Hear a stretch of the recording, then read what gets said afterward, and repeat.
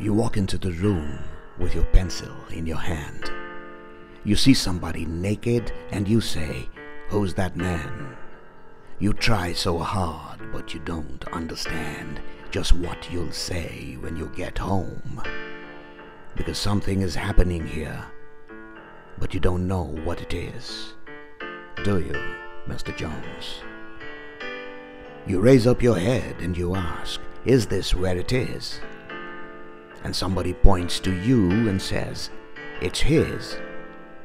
And you say, "What's mine?" And somebody else says, "Well, what is?" And you say, "Oh my God, am I here all alone?" But something is happening, and you don't know what it is. Do you, Mr. Jones?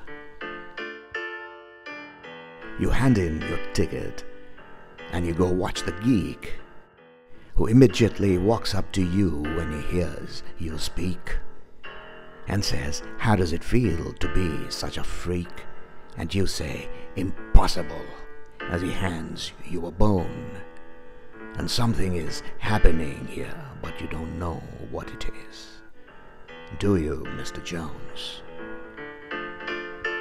You have many contacts among the lumberjacks to get you facts when someone attacks your imagination.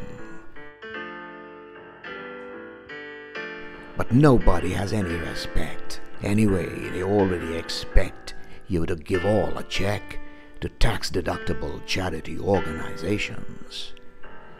You've been with the professors and they have all liked your looks. With great lawyers you have discussed lepers and crooks. You've been through all of F. Scott Fitzgerald's books. You're very well read, it's well known, but something is happening here and you don't know what it is. Do you, Mr. Jones? Well, the sword swallower, he comes up to you and then he kneels. He crosses himself and then he clicks his high heels. And without further notice, he asks you how it feels. And he says, "Here is your throat back. Thanks for the loan." And you know something is happening, but you don't know what it is. Do you, Mr. Jones? Now, you see this one-eyed midget shouting the word, "Now."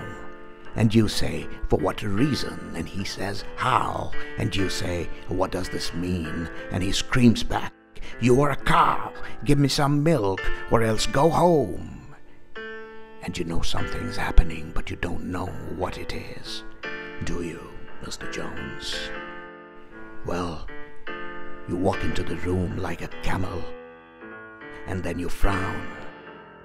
You put your eyes in your pocket and your nose on the ground. There ought to be a law against you coming around. You should be made to wear earphones. 'Cause something is happening and you don't know what it is.